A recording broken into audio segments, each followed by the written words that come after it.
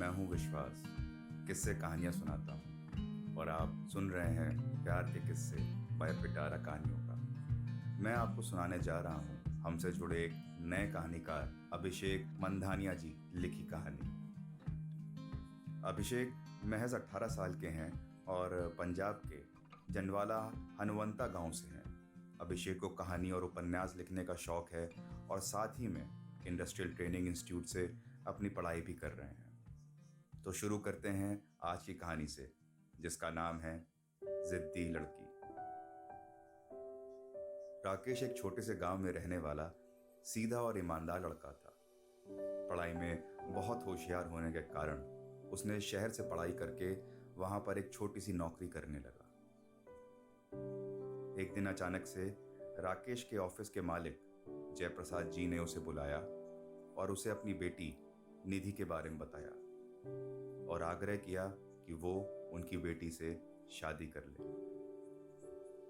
निधि एक बहुत ही ज्यादा जिद्दी और घमंडी लड़की थी। वह किसी की भी कोई बात ना मानती और अपनी मनमानी करती। उसे सारा दिन अपने दोस्तों के साथ रहना ही पसंद था।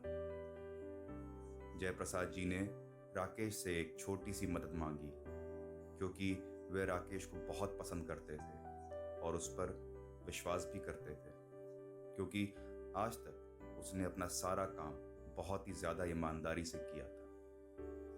उन्होंने अपनी सारी प्रॉपर्टी राकेश के नाम कर दी और अपनी बेटी निधि की शादी राकेश के साथ तय कर दी। लेकिन निधि इस शादी के खिलाफ थी, क्योंकि वो राकेश को पसंद नहीं करती थी, परंतु प्रॉपर्टी के लिए उसे राकेश से शादी करने के लिए मानना ही पड़ा।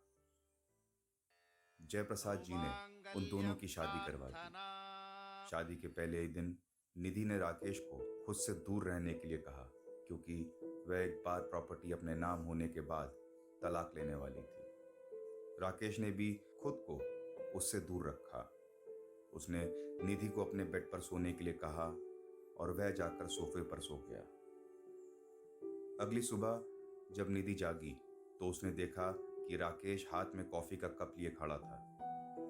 उसने निधि को गुड मॉर्निंग कहा, लेकिन निधि ने कोई जवाब नहीं दिया और बिस्तर छोड़ सीधा बाथरूम चली गई। थोड़ी देर बाद नहाकर निधि ने कॉफी पी और तैयार होकर घर से बाहर चली गई। राकेश भी अपने ऑफिस चला गया। निधि को उस घर में कोई रोक टोक नहीं थी। जैसा उसका मन करता वो वैसा ही करती। राकेश उसकी हर जरूरत का ख्याल रखता, लेकिन पैसे की तंगी होने के कारण से वह निधि को महलों वाले ऐशो आराम नहीं दे सकता था। भले ही प्रॉपर्टी उसके नाम हो गई थी, लेकिन वो स्वावलंबी था।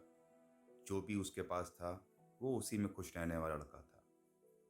इसी तरह शादी को 11 दिन बीत गए और एक दिन निधि अपने दोस्तों के साथ फिल्म देखने गई।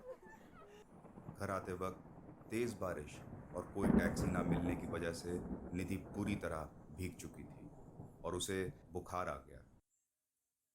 राकेश ने 4 दिनों तक उसका बहुत ख्याल रखा। अब निधि बिल्कुल ठीक हो चुकी थी।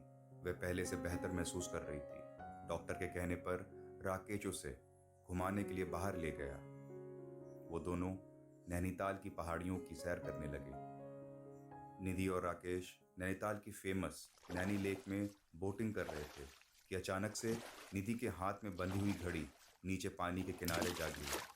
उसे गिरते ही निधि रोने लगी, क्योंकि वो घड़ी उसकी स्वर्गवासी माँ ने दी थी।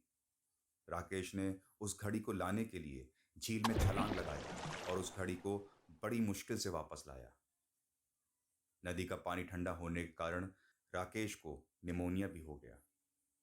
निधि ने सब कुछ छोड़ राकेश का पूरा ख्याल रखा और उसकी बहुत सेवा करी, जिससे वो बहुत जल्दी ठीक भी हो गया। और इसी बीच निधि को राकेश से प्यार हो गया, लेकिन वो राकेश को अपने प्यार का इजहार ना कर सकी। थोड़े ही दिनों में निधि का जन्मदिन भी आ गया और राकेश ने सारी प्रॉपर्टी निधि के नाम कर दी। प्रॉपर्टी के पेपर्स निधि को देते हुए राकेश ने उसे बोला, निधि, मैं तुमको आज और अभी से इस बंधन से आज़ाद करता हूँ। मैं चाहता हूँ कि तुम अपना जन्मदिन किसी बड़े होटल में सेलिब्रेट करो। मैं कल सुबह तक इस घर से और तुम्हारी लाइफ से बहुत दूर चला जाऊंगा। हैप्पी बर्थडे निधि। लेकिन निधि ने प्रॉपर्टी के पेपर्स अपने हाथों से फाड़ते हुए कहा, मुझे पैसे नहीं बल्कि आप चाहिए राकेश। मुझे मेरा पति चाहिए, मेरा प्यार और साथ चाहिए, क्योंकि मैं जान चुकी हूँ कि जीवन का सुख पैसों से नहीं प्यार से मिलता है राकेश। मुझे माफ कर दो। बस इतनी सी थी ये कहानी। तो ये थी हमारे नए सदस्य अभिषेक मंधानिया जी की लिखी कहानी। आपको ये कहानी कैसी लगी कमेंट करके हमको ज़रूर बताएं। और अगर आप डायरेक्टली अभिषेक जी से जुड़ना चाहते हैं तो उनके चैनल का लिंक डिस्क्रिप्शन में है। अगर आप भी कहानी पोइट्री लिखने का शौक रखते हैं तो लिख भेजिए मुझे अपनी कहानी मेरे इंस्टाग्राम हैंडल पे या ईमेल पर।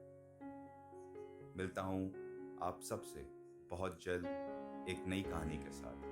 तब तक के लिए सुनते रहिए पिटारा कहानियों का।